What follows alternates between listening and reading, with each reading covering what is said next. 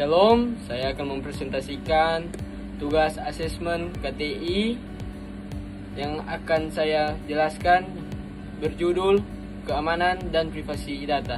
Pertama, perkenalkan, nama saya Clark Aldrich Rafael Walangitan dengan NIM 2302411, kelas TI 4, mata kuliah Konsep Teknologi Informasi, dosen pengajar Olga E. Melo SSTMT. Selanjutnya, keamanan dan privasi data. Keamanan dan privasi data ada dua aspek dalam pengolahan informasi, yaitu keamanan data.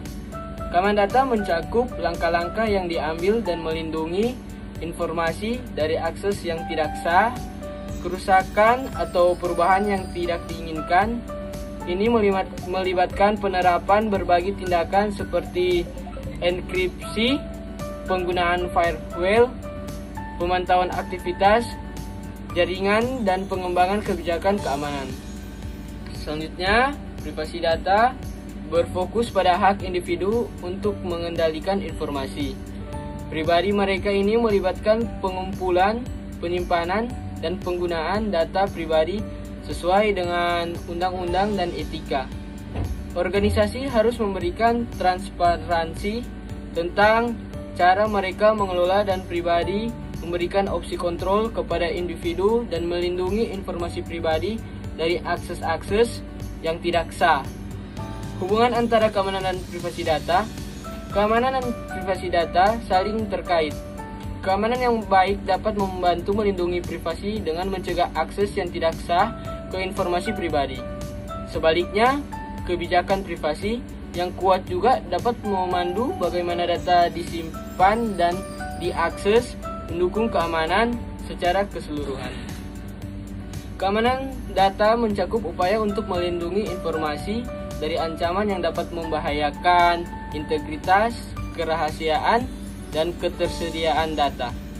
Langkah-langkah keamanan data melibatkan: pertama, enkripsi.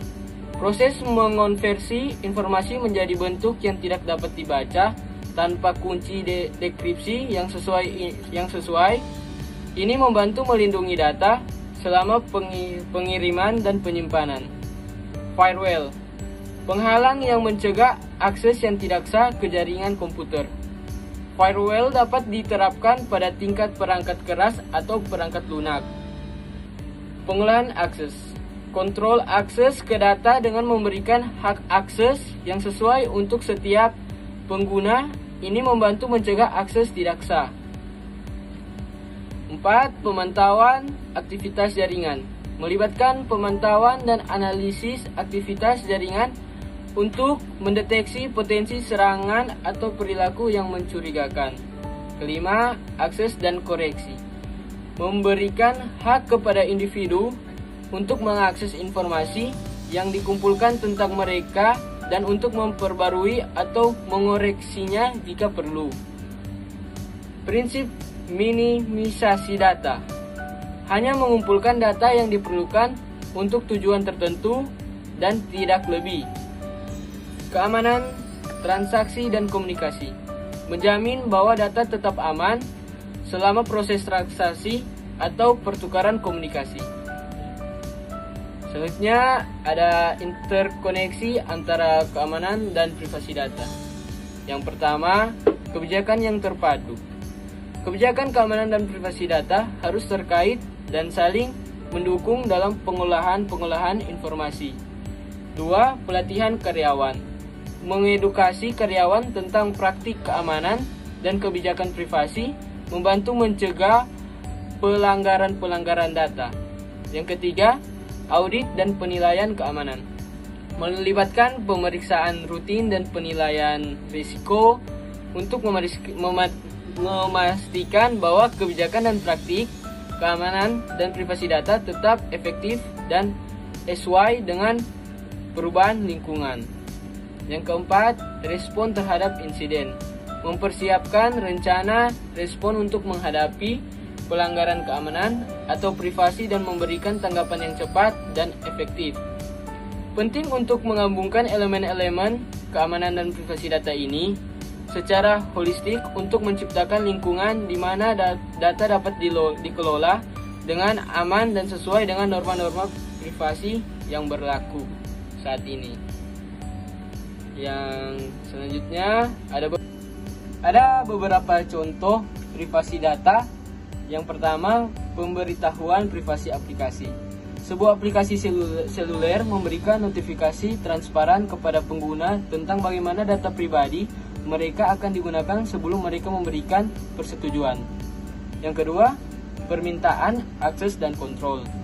Sebuah platform media sosial memungkinkan pengguna untuk mengakses dan mengontrol siapa yang dapat melihat informasi profil mereka dan bagaimana data pribadi mereka digunakan. Yang ketiga, penghapusan data. Sebuah perusahaan layanan pelanggan secara otomatis menghapus rekaman panggilan setelah jangka waktu tertentu sesuai dengan kebijakan privasi mereka. Prinsip minimisasi data pada pendaftaran. Yang keempat, sebuah situs web hanya meminta informasi yang diperlukan untuk pendaftaran seperti alamat email dan kata sandi tanpa mengumpulkan informasi yang tidak relevan. Keamanan transaksi perbankan online untuk melindungi data keuangan pelanggan selama transaksi online. Yang slide ke-8, ancaman terhadap keamanan data. Banyak jenis-jenis serangan cyber dan risiko dari dalam dapat membahayakan informasi yang Anda bagikan. Pertama, program jahat. Malware adalah istilah untuk worm, virus, dan spyware yang memungkinkan pengguna yang tidak berwenang mengakses lingkungan Anda. Begitu masuk pengguna ini berpotensi mengganggu jaringan TI dan perangkat titik akhir Anda, atau mencuri kredensial yang mungkin tertinggal di file. Yang kedua, peretasan. Peretasan mengacu pada upaya apapun melalui komputer untuk mencuri data, merusak jaringan atau file, mengambil alih lingkungan digital organisasi, atau mengganggu data dan aktivitasnya. Metode peretasan termasuk pengelabuan, malware, pemecahan kode, dan serangan denial of service terdistribusi. 3. Ransomware. Ransomware adalah malware yang mencegah akses ke jaringan dan file Anda sampai Anda membayar uang tebusan. Membuka lampiran email dan mengeklik iklan adalah beberapa cara agar ransomware dapat diunduh ke komputer Anda. Biasanya ditemukan saat Anda tidak dapat mengakses file atau melihat pesan berisi tuntunan pembayaran. Kebocoran data. Kebocoran data adalah transfer data yang disengaja atau tidak disengaja dari dalam organisasi ke penerima eksternal. Ini dapat dilakukan dengan menggunakan email, internet, dan perangkat seperti laptop dan perangkat penyimpanan portable. File dan dokumen yang diambil dari tempat juga merupakan salah satu bentuk kebocoran data. Yang kelima, kelalaian. Kelalaian adalah ketika seorang karyawan dengan sengaja melanggar kebijakan keamanan tetapi bukan untuk upaya membahayakan perusahaan. Misalnya mereka mungkin berbagi data sensitif dengan rekan kerja yang tidak memiliki akses atau masuk ke sumber daya perusahaan melalui koneksi nirkabel yang tidak aman.